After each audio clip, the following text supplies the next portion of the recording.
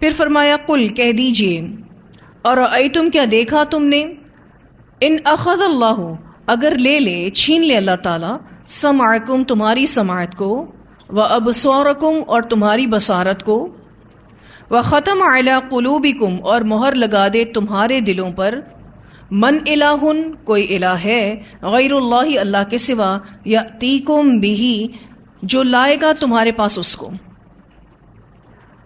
یہاں اللہ سبحانہ تعالیٰ فرماتے ہیں کہ آپ صلی اللہ علیہ وسلم کہہ دیجئے کہ کیا تم نے دیکھا اگر اللہ تمہاری سماعت لے جائے، یعنی تمہاری سننے کی صلاحیت اللہ تعالیٰ لے جائے، اور تمہاری نگاہوں کو لے لے، یعنی تمہاری دیکھنے کی صلاحیت ختم ہو جائے، اور تمہارے دلوں پر مہر لگا دے، یعنی تمہیں ہدایت سے دور کر دے، تو اللہ کے سوا کون سا معبود ہے جو تمہیں یہ چیزیں لا دے۔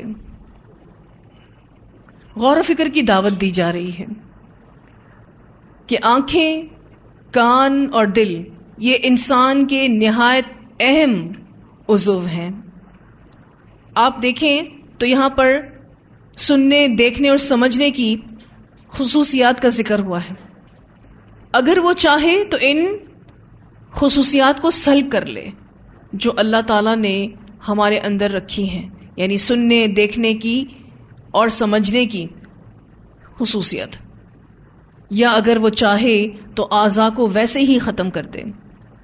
وہ دونوں ہی باتوں پر قادر ہے، یعنی اللہ تعالیٰ کی گرفت سے کوئی نہیں بچ سکتا۔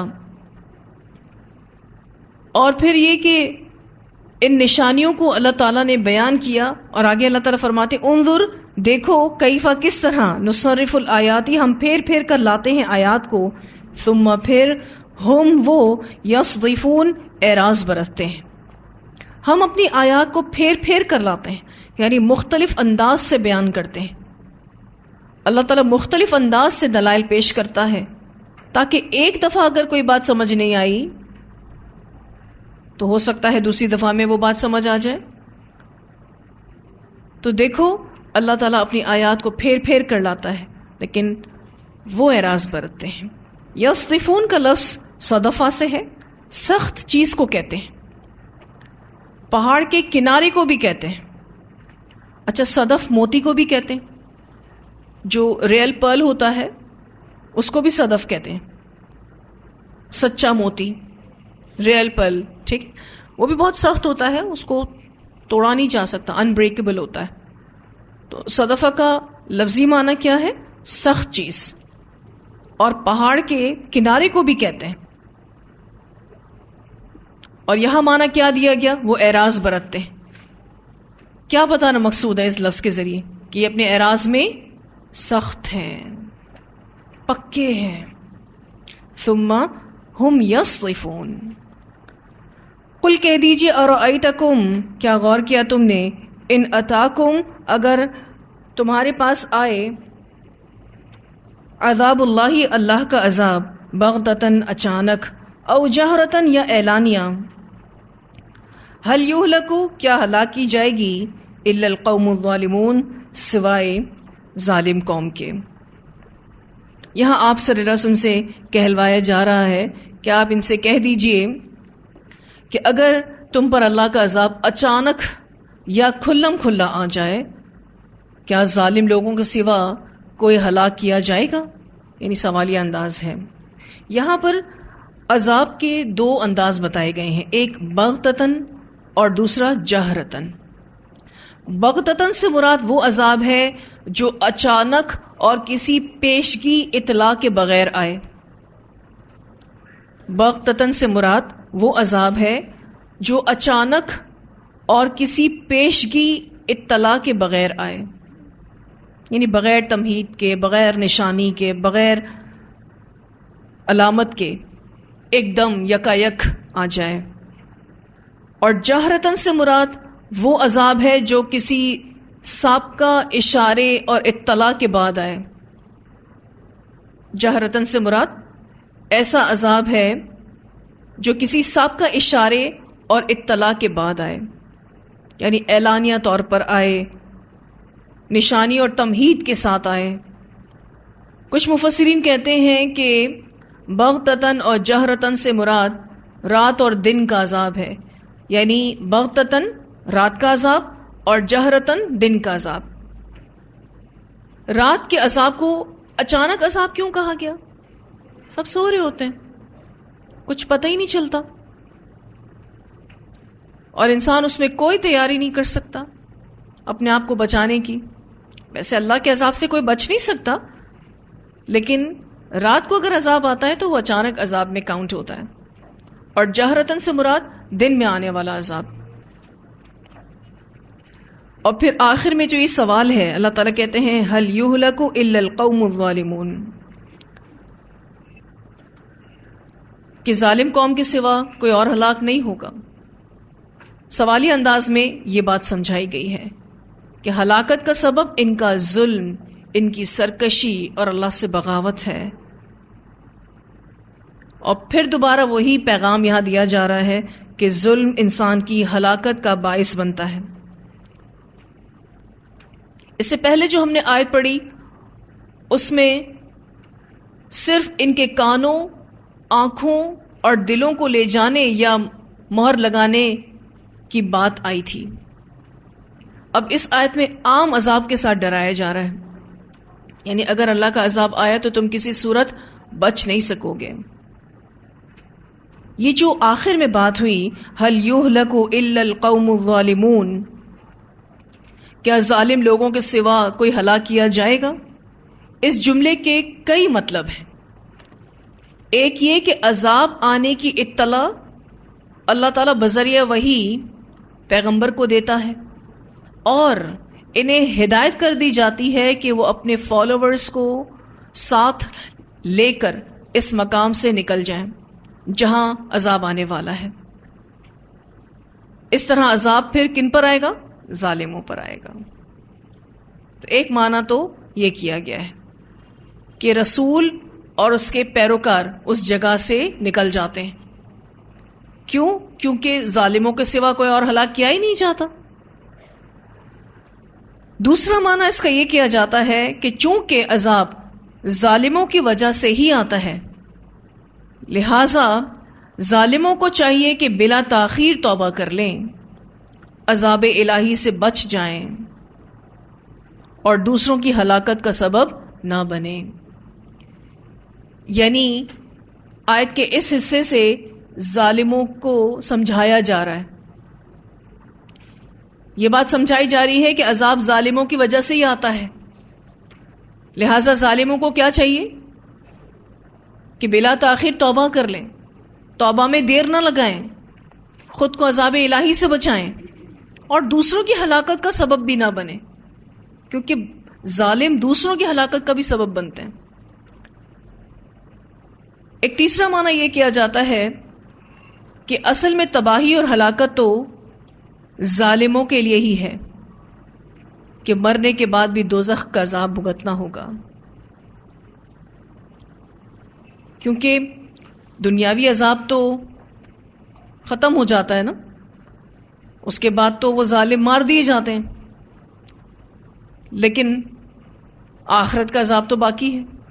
تو اصل میں تباہی اور ہلاکت تو ظالموں کے لیے ہے کہ مرنے کے بعد بھی دوزخ کا عذاب بھگتنا ہے۔ ایسا تھوڑی نہ ہے کہ کوئی قوم یہاں تباہ کر دی گئی تو اب کل اس کو جہنم کا عذاب نہیں ہوگا، کیا ایسا ہے؟ نہیں، دنیاوی عذاب پلس اخروی عذاب۔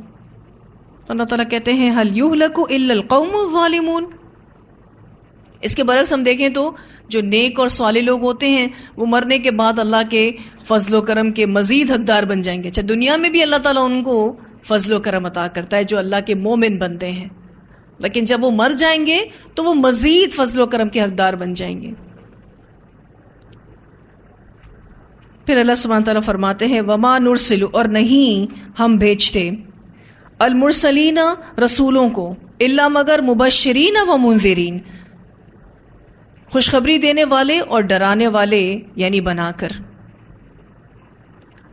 اللہ تعالیٰ نے رسولوں کو ایک خاص مقصد کے ساتھ بھیجا ہے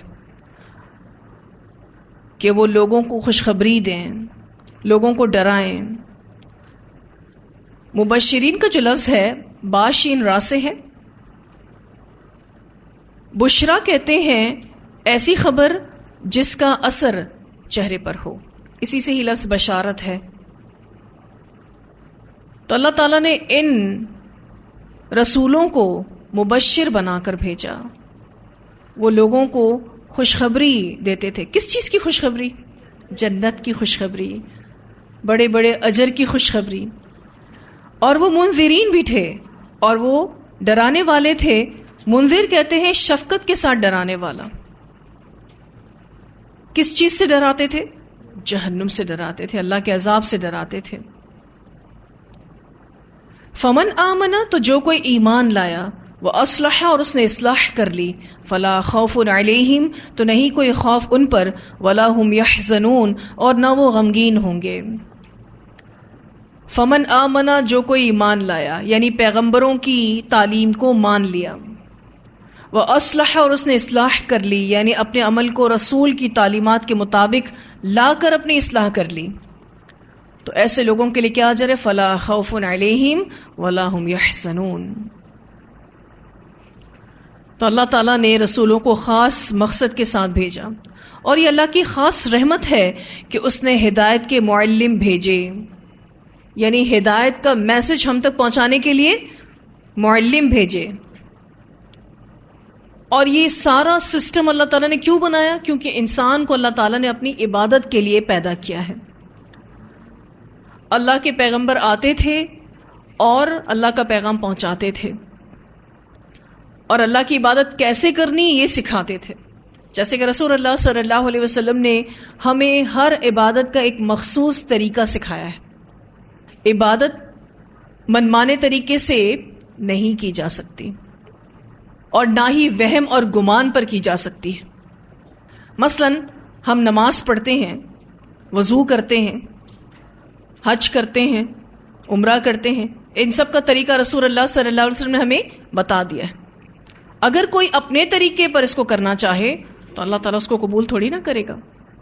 اللہ قبول اسی کو کرے گا جو رسول اللہ صلی اللہ علیہ وسلم کے طریقے پر عبادت کرے گا۔ اب اس عمل میں بہتری کے لیے ضروری ہے کہ ہمیں نبی اکرم صلی اللہ علیہ وسلم کے بتائے ہوئے طریقے کا علم ہو۔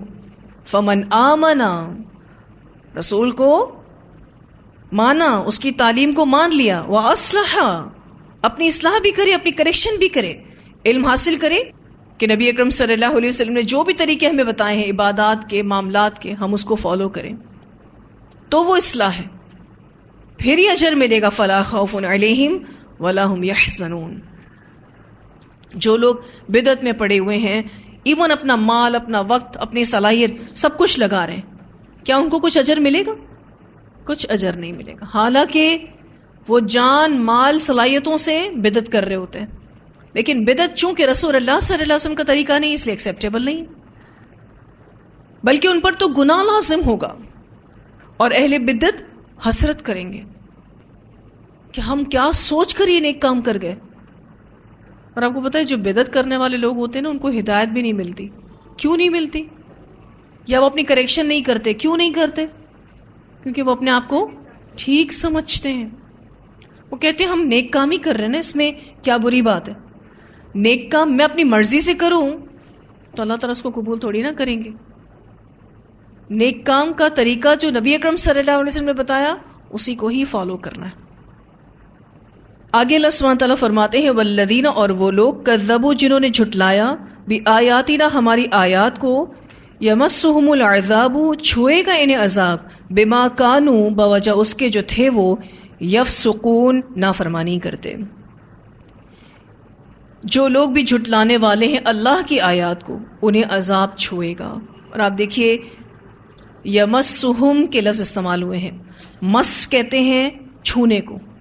آپ اگر کسی چیز کو فیل کرنا چاہتے ہیں تو آپ اس کو ٹچ کرتے ہیں، کیونکہ ٹچ کرنے سے ہی فیلنگز آتی ہیں۔ ان الفاظوں سے تو ایسا لگتا ہے کہ عذاب جیسے کوئی جیتی جاگتی چیز ہے،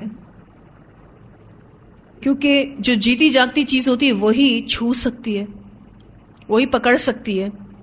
تو اللہ تعالیٰ کہیں قرآن پاک میں کہتے ہیں ان کو عذاب پکڑ لے گا، ان کو عذاب چھو جائے گا۔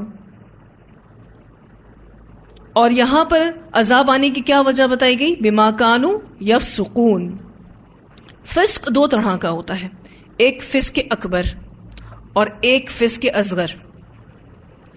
اگر کوئی اللہ کو نہیں مانتا تو وہ فسق اکبر کر رہا ہے، لیکن اگر کوئی اللہ کو تو مانتا ہے پر اللہ کی نہیں مانتا، اللہ کی اطاعت نہیں کرتا، تو وہ فسق اصغر کر رہا ہے. اسی لیے فاسق کافر بھی ہو سکتا ہے اور مسلمان بھی ہو سکتا ہے. اللہ تعالیٰ فرماتے جو بھی فاسق ہے اس کو عذاب چھو لے گا. پھر فرمایا قل کہہ دیجئے لا اقول لکم نہیں میں کہتا تم کو عندی میرے پاس خزائن اللہ اللہ کے خزانے ہیں.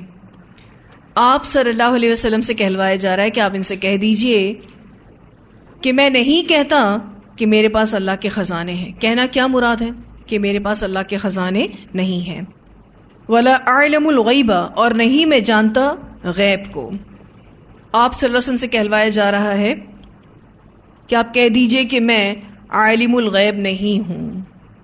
یہاں جو غیب کا لفظ ہے اس کا معنی ہوتا ہے ہر وہ چیز جو غائب ہے وہ غیب ہے.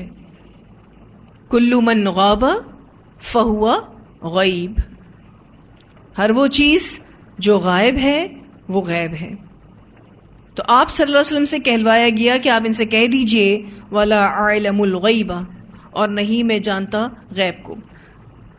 پھر یہ کہ غیب دو طرح کا ہوتا ہے، ایک نسبی اور دوسرا مطلق. نسبی وہ غیب ہے جو کچھ لوگوں کے لیے تو غیب ہو اور کچھ لوگوں کے لیے نہ ہو. مثلا اب اس سڑک پر کتنے لوگ ہیں یہ چیز آپ سب کے لیے غیب ہے، لیکن جو شخص سڑک پر ہی کھڑا ہے اس کے لیے وہ غیب نہیں ہے. تو ایسے غیب کو کیا کہتے ہیں؟ نسبی غیب. یعنی ایسا غیب جو کچھ لوگوں کے لیے غیب ہو لیکن کچھ لوگوں کے لیے نہ ہو. ہمارے لیے تو دیوار کے اس طرف بھی جو بیٹھا ہے کیا ہے؟ غیب ہے. ٹھیک ہے، لیکن ایک ہوتا ہے مطلق غیب جو کسی کو بھی نہیں معلوم، جیسے کہ اللہ کی ذات، جیسے کہ قیامت کب آئے گی. پھر یہ کہ اللہ تعالیٰ کے پاس جو علم الغیب ہے اس میں سے اللہ سبحانہ تعالیٰ رسولوں کو بھی کچھ عطا کرتے ہیں جو وہ اپنی امت کو بتاتے ہیں. پھر اللہ تعالیٰ جتنا چاہتا ہے غیب میں سے اپنے رسولوں کو بتاتا ہے تاکہ ان کی امت کو بتایا جائے. اور زیادہ تر اس میں وہی باتیں ہوتی ہیں جو ہدایت سے ریلیٹڈ ہوتی ہیں. وہ غیب ہدایت سے تعلق رکھتا ہے، اسی لیے وہ بتایا جاتا ہے. کیا نبی اکرم صلی اللہ علیہ وسلم کو عالم الغیب مانا جاتا ہے؟ مانا جاتا ہے. حالانکہ آپ صلی اللہ علیہ وسلم سے ہی کیا کہلوایا جا رہا ہے قرآن پاک میں کہ آپ کہہ دیجئے وَلَا أَعْلَمُ الْغَيْبَ. اب جو یہ عقیدہ رکھے وہ قرآن کے خلاف عقیدہ رکھ رہا ہے. رسول اللہ صلی اللہ علیہ وسلم کے بارے میں تو لوگ یہ بات کرتے ہی کرتے ہیں، لیکن چھوٹے چھوٹے علماء کے بارے میں بھی یہ بات کہتے ہیں کہ ہمارے عالم صاحب کو غیب کا علم ہے. بزرگوں کے بارے میں یہ عقیدہ رکھتے ہیں کہ وہ غیب کا علم رکھتے ہیں. وہی والی بات ہے کہ جب انسان اس طرح کے شرک میں اور بدعت میں پڑتا ہے نا تو پھر اس کے عمل کے اندر کوئی بہتری نہیں آتی. تو پہلی بات آپ صلی اللہ علیہ وسلم سے کیا کہلوائی گئی کہ آپ کہہ دیجئے کہ نہیں میں کہتا تم کو کہ میرے پاس اللہ کے خزانے ہیں اور میں غیب کو بھی نہیں جانتا. تیسری بات ولا اقول لکم اور نہیں میں کہتا واسطے تمہارے انی ملک بے شک میں فرشتہ ہوں، اور میں تم سے یہ بھی نہیں کہتا کہ میں فرشتہ ہوں. آپ صلی اللہ علیہ وسلم کے ذریعے دیکھیں عقیدہ توحید کو کیسے مضبوط کیا گیا، کتنا واضح طور پر قرآن پاک میں بتا دیا گیا کہ آپ صلی اللہ علیہ وسلم نوری مخلوق نہیں ہیں. آپ صلی اللہ علیہ وسلم کو فرشتوں کی طرح نہیں بنایا گیا، وہ بھی ہماری طرح بشر تھے. آپ صلی اللہ علیہ وسلم کی اسپیشلٹی کیا ہے؟ ان نہیں اتبعو میں پیروی کرتا الا مگر ما یوحا الی جو وحی کی جاتی ہے میری طرف. یہ ہے آپ صلی اللہ علیہ وسلم کی اسپیشلٹی کہ آپ پر وحی آتی تھی، اور آپ صلی اللہ علیہ وسلم نے اس بات کا اظہار بھی کیا کہ میں صرف اور صرف وحی کی پیروی کرتا ہوں۔ قل کہہ دیجئے حل کیا یستوی الاعمی برابر ہو سکتا ہے اندھا، والبصیر اور دیکھنے والا۔ یہاں پر الاعمی معنوی معنوں میں ہے، مراد کافر ہے، اور والبصیر بھی معنوی معنوں میں ہے، مراد مومن ہے۔ آپ صلی اللہ علیہ وسلم سے کہلوایا جا رہا ہے کہ ان سے پوچھئے حل یستوی الاعمی والبصیر، کیا برابر ہو سکتا ہے اندھا اور دیکھنے والا؟ کیا کافر اور مومن برابر ہو سکتے ہیں؟ اچھا، کافر کو قرآن پاک میں اندھا کہا گیا ہے۔ سورۃ البقرہ میں ہم نے ایک آیت پڑھی تھی، سم بکم عمی فہم لا یرجعون۔ تو یہ دلیل ہے اس بات پر کہ کافر کو قرآن پاک میں اندھا کہا گیا ہے، گو کہ یہ معنوی اندھا ہوتا ہے۔ ویسے وہ ہر چیز دیکھ سکتا ہے، لیکن اس کو کیا نہیں دکھائی دیتا؟ حق نہیں دکھائی دیتا۔ اللہ تعالیٰ فرماتے ہیں کہ یہ اندھا یعنی کافر دیکھنے والے جیسا ہو سکتا ہے، اس کے برابر ہو سکتا ہے، اور دیکھنے والے سے مراد کون ہے؟ مومن۔ افلا تتفکرون، کیا بھلا نہیں تم غور و فکر کرتے؟ تو غور و فکر کرو، یہ پسندیدہ ہے، سوچو سمجھو، یہ پسندیدہ ہے۔ افلا تتفکرون میں غور و فکر کرنے کی دعوت ہے۔ اب پیچھے بات ہو رہی تھی کہ آپ صلی اللہ علیہ وسلم کہہ دیجئے کہ نہ میں اللہ کے خزانوں کا مالک ہوں، نہ میں عالم الغیب ہوں، نہ میں فرشتہ ہوں، میں تو وحی کی پیروی کرتا ہوں۔ ایکچولی مشرکین مکہ رسول اللہ صلی اللہ علیہ وسلم سے مطالبہ کرتے تھے کہ تم اللہ کے پیغمبر ہو، تم اللہ سے دعا کرو کہ ہمیں دنیا کا ساز و سامان اور فراوانی حاصل ہو جائے۔ کبھی کوئی اور سوال کرتے تو اللہ تعالیٰ نے اپنے نبی سے کہا کہ آپ ان سے کہہ دیجئے کہ اللہ نے روزی کے خزانے میرے حوالے نہیں کیے، رازق کون ہے؟ اللہ تعالیٰ ہے، اور نہ میں غیب کو جانتا ہوں، مجھے نہیں پتا قیامت کب آئے گی، مجھے نہیں پتا عذاب کب آئے گا، اور نہ ہی میں فرشتہ ہوں، میں تو صرف وحی کی اتباع کرتا ہوں جو اللہ کی طرف سے مجھ پر نازل ہوتی ہے۔ تو اس آیت میں بہت سے عقائد واضح کیے گئے۔ ہمارا عقیدہ ہونا چاہیے کہ خزانوں کا مالک صرف اللہ تعالیٰ ہے، کوئی اور مالک اور مختار نہیں ہے، اور اسی طرح سے عالم الغیب بھی صرف اور صرف اللہ تعالیٰ ہے۔ ایک روایت آتی ہے، سیدہ عائشہ رضی اللہ تعالیٰ عنہ بیان کرتی ہیں کہ جس نے 3 باتوں کا عقیدہ رکھا اس نے اللہ پر بہت بڑا جھوٹ باندھا۔ یہ کہ رسول اللہ صلی اللہ علیہ وسلم نے اللہ کو آنکھ سے دیکھا ہے، اگر کوئی یہ عقیدہ رکھتا ہے تو اس نے کس پر جھوٹ باندھا؟ اللہ پر جھوٹ باندھا۔ یہ کہ رسول اللہ صلی اللہ علیہ وسلم نے ساری شریعت نہیں پہنچائی بلکہ خاص باتیں لوگوں کو نہیں بتائی ہیں، یعنی کچھ باتیں آپ صلی اللہ علیہ وسلم چھپا گئے ہیں، تو جو بھی یہ عقیدہ رکھے اس نے اللہ پر جھوٹ باندھا۔ اور یہ کہ رسول اللہ صلی اللہ علیہ وسلم کل کی بات کو جانتے ہیں، جو یہ بھی عقیدہ رکھے کہ آپ صلی اللہ علیہ وسلم کو کل کی خبر تھی تو وہ بھی اللہ پر جھوٹ باندھ رہا ہے۔ یہ روایت مسلم میں آتی ہے۔ تو اس سے کیا بات پتہ چلتی ہے کہ جس کا یہ عقیدہ ہو کہ انبیاء کو علم الغیب حاصل ہے تو وہ مشرک ہے۔ جب رسول اللہ صلی اللہ علیہ وسلم کو علم الغیب نہیں دیا گیا، پھر دوسروں کا ذکر کیا کریں؟ اور اگر رسول اللہ صلی اللہ علیہ وسلم غیب دان نہ ٹھہرے تو پھر کوئی پیر، کوئی ولی، کوئی بزرگ وہ کیسے غیب دانی کا دعویٰ کر سکتا ہے؟ آپ کو پتہ ہے لوگ غیب دانی کے کیسے دعوے کرتے ہیں؟ کہتے ہیں کہ ہمیں کشف اور الہام ہوتا ہے۔ کشف کا معنی پتہ ہے؟ کھولنا۔ لوگ نام بھی رکھتے ہیں نا، کاشف، کشفہ کہتے ہیں کھولنا۔ لوگ کہتے ہیں ہمیں کشف القبور آتا ہے، یعنی ہم بتا سکتے ہیں قبر میں کیا ہو رہا ہے۔ ہمیں کشف القلوب آتا ہے، یعنی ہم بتا سکتے ہیں لوگوں کے دلوں میں کیا ہے۔ ہم پر الہام ہوتا ہے، اور الہام پر مبنی تفسیریں کرتے ہیں۔ تمام ایسے جھوٹے دعوے کرنے والوں کا رد ہے اس آیت میں. رسول اللہ صلی اللہ علیہ وسلم سے ان تمام باتوں کا رد کروایا گیا نا کہ میں اللہ کے خزانے نہیں رکھتا، میں رازق نہیں ہوں، میں عالم الغیب نہیں ہوں، میں فرشتہ نہیں ہوں، یعنی میں بھی تمہاری طرح کا انسان ہوں. تو پھر باقی سارے لوگوں کو کہاں سے یہ حیثیتیں ایک مسلمان دے سکتا ہے؟ پھر وہ شرک نہیں ہوگا تو کیا ہوگا؟ یہ جو کہلوایا گیا نا آپ صلی اللہ علیہ وسلم سے کہ میں فرشتہ نہیں ہوں، اس بارے میں ایک روایت آتی ہے رسول اللہ صلی اللہ علیہ وسلم نے فرمایا مجھے میرے مقام اور مرتبے سے نہ بڑھانا جیسا کہ نصارہ نے اپنے نبی عیسیٰ علیہ السلام کو ان کے مقام اور مرتبے سے بڑھا دیا تھا. اس سے بخاری نے روایت کیا. کیا بنا دیا حضرت عیسیٰ کو ان کے ساتھیوں نے؟ اللہ کا بیٹا. جو سٹیٹس ہے انبیاء کا، جو ان کا مقام ہے، جو مرتبہ ہے، اس سے اوپر ان کو نہیں لے جانا چاہیے. جو لے کر جاتا ہے وہ شرک کرتا ہے. تو آپ صلی اللہ علیہ وسلم نے کلیئر کیا کہ میں تمہاری طرح کا انسان ہوں، فرشتہ نہیں ہوں. البتہ اسپیشلٹی میری یہ ہے کہ مجھ پر وحی آتی ہے جو تمہارے پاس نہیں آتی ہے، اور میں کسی معاملے میں بھی اپنی خواہش کی پیروی نہیں کرتا. میں کس کی پیروی کرتا ہوں؟ وحی کی پیروی کرتا ہوں. جو کچھ بھی اللہ تعالیٰ نے رسول اللہ صلی اللہ علیہ وسلم کے ذریعے ہم تک پہنچایا، قرآن ہو یا حدیث ہو، سب کی پیروی کرنا لازم ہے. کیونکہ آپ صلی اللہ علیہ وسلم وحی کی پیروی کرتے تھے، وہ چیز انہوں نے ہم تک ٹرانسفر کی.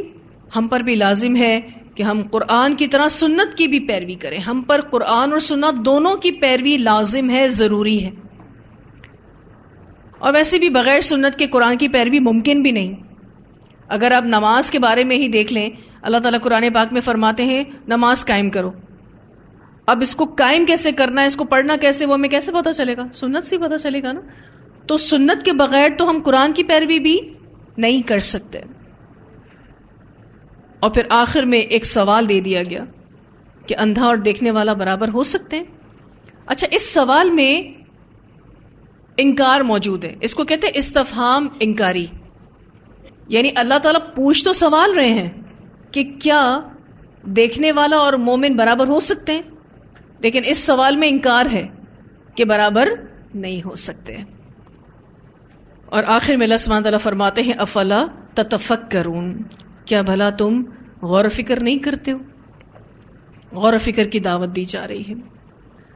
آج تفسیر کو بس یہیں تک رکھیں گے. اتنی آیات کی تلاوت سن لیتے ہیں. قل أرأيتكم إن أتاكم عذاب الله أو أتتكم الساعة أغير الله تدعون إن كنتم صادقين بل إياه تدعون فيكشف ما تدعون إليه إن شاء وتنسون ما تشركون وَلَقَدْ أَرْسَلْنَا إِلَىٰ أُمَمٍ مِّن قَبْلِكَ فَأَخَذْنَاهُمْ بِالْبَأْسَاءِ وَالضَّرَّاءِ لَعَلَّهُمْ يَتَضَرَّعُونَ فلولا إذ جاءهم بأسنا تضرعوا ولكن قست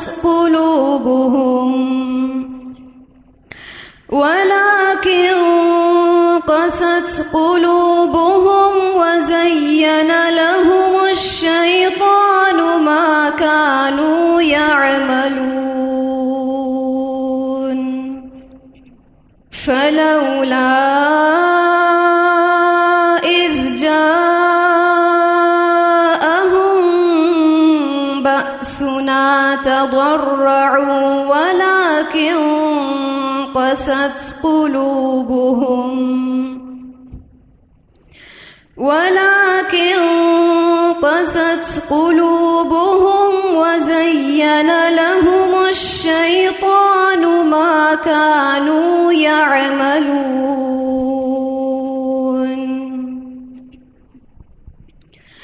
فلما نسوا ما ذكروا به فتحنا عليهم أبواب كل شيء حتى إذا فرحوا بما أوتوا أخذناهم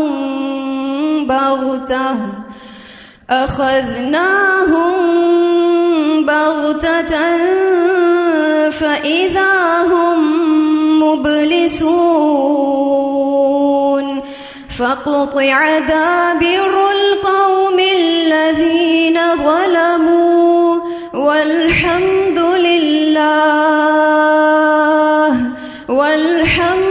لله رب العالمين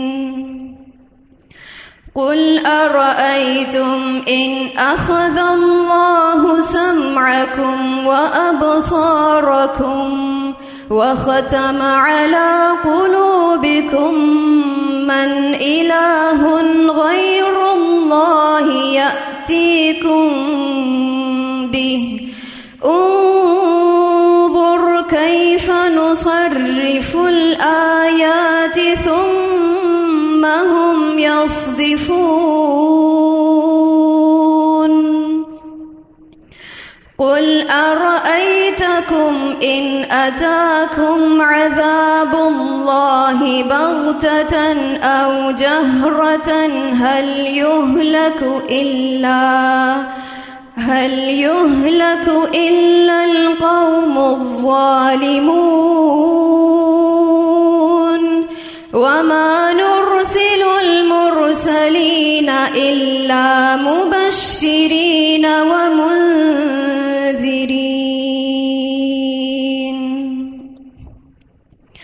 فمن آمن وأصلح فلا خوف عليهم ولا هم يحزنون والذين كذبوا بآياتنا يمسهم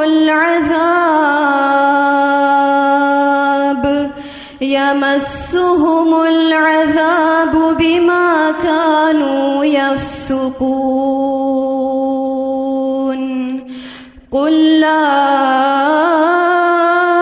أقول لكم عندي خزائن الله ولا أعلم الغيب ولا أقول لكم إني ملك إن أتبع إلا ما يوحى إلي قل هل يستوي الأعمى والبصير أفلا تتفكرون. اس لیسن میں ہم نے یہ بھی پڑھا کہ اللہ تعالیٰ نے ہم سب کو سننے کی صلاحیت دی ہے، دیکھنے کی صلاحیت دی ہے، سوچنے سمجھنے کی صلاحیت دی ہے، لیکن جب انسان اس کو استعمال نہیں کرتا نا تو پھر وہ اندھی تقلید میں پڑتا ہے، اور جیسے ہی وہ اندھی تقلید میں پڑتا ہے تو اس کی زندگی سے قرآن و سننا چلا جاتا ہے اور پھر وہ گمراہیوں میں بھٹکتا پھرتا ہے. لوگ اندھی تقلید کیوں کرنا چاہتے ہیں؟ کیونکہ اس میں آسانی ہے. دوسرے کو دیکھو کہ وہ کیا کر رہا ہے ویسا ہی عمل کر لو. خود پڑھنے کی، سمجھنے کی محنت سے گزرنا نہیں. اور ایک اہم ترین بات جو ہم نے ان آیات میں پڑھی کہ تکلیف آتی ہے تو انسان کو عاجز کرنے کے لیے آتی ہے. ہمارا تکلیف کے دنوں میں کیا رویہ ہوتا ہے؟ کیا ہم عاجز ہوتے ہیں؟ کیا ہم اللہ کی رضا میں راضی ہوتے ہیں؟ کیا ہم یہ سمجھتے ہیں کہ تکلیف اللہ تعالیٰ نے اگر ہمیں دی ہے تو اس میں لازماً ہمارے لیے کوئی نہ کوئی خیر ہوگی. ہم سب نے اپنا محاسبہ کرنا ہے, ہم سب نے اپنے آپ کو چیک کرنا ہے کہ ہمارا رویہ کیا ہوتا ہے. کہیں ہم سخت تو نہیں ہو جاتے, کہیں ہم اللہ تعالیٰ پر اعتراض تو نہیں کر بیٹھتے, یہ تو نہیں کہتے اللہ تعالیٰ کیوں مجھے ہی آپ تکلیف دیتے ہو. کیونکہ جو بھی شخص تکلیف میں پڑا ہوتا ہے نا, اس کو ایسا لگتا ہے کہ صرف تکلیف اللہ تعالیٰ اسی کو دے رہا ہے, حالانکہ آزمائشیں سب کی زندگی میں ہیں. ایسا ہو نہیں سکتا کہ صرف اور صرف اللہ تعالیٰ ہمیں ہی تکلیف دے. تو ہم اللہ تعالیٰ پر کہیں اعتراض تو نہیں کر جاتے. مجھے اور آپ کو سینسیٹیو ہونے کی ضرورت ہے, حساس ہونے کی ضرورت ہے. جب ہم حساسیت کے ساتھ زندگی گزاریں گے, کیسی حساسیت کہ تکلیف میں بھی ہمارے اندر یہ احساس ہو کہ ہمارے رب نے اس میں ہمارے لیے کوئی نہ کوئی خیر رکھی ہوگی. لازماً وہ ہمیں ہماری کسی غلطی کے بارے میں الرٹ کرنا چاہ رہا ہے. جو غلطی ہم دیکھ نہیں پا رہے وہ ہمیں دکھانا چاہ رہا ہے. لازماً اس میں ہمارے لیے کوئی نہ کوئی خیر ہوگی. اللہ ہماری غلطیوں کو معاف کر رہا ہوگا, اللہ تعالیٰ ہمارے درجات بلند کر رہا ہوگا. اللہ تعالیٰ ہمارے حق میں برا نہیں کر سکتا. اس بات کا احساس ہمارے اندر ہونا چاہیے. پھر شکر گزاری بھی آئے گی, اللہ کی رضا میں راضی ہونا بھی آئے گا. آپ سکون میں رہیں گے, تکلیف کے دنوں میں بھی سکون میں رہیں گے. اللہ تعالیٰ ہم سب کو بہترین عمل کرنے کی توفیق عطا فرمائے. جتنی آیات ہم نے پڑھی ہیں وہ واضح ہیں. اس لیسن کو انشاءاللہ ہم اگلی کلاس میں مکمل کریں گے. وآخر دعوانا ان الحمد للہ رب العالمین. سبحانک اللہم وبحمدک نشہد ان لا الہ الا انت نستغفرک ونتوب الیک.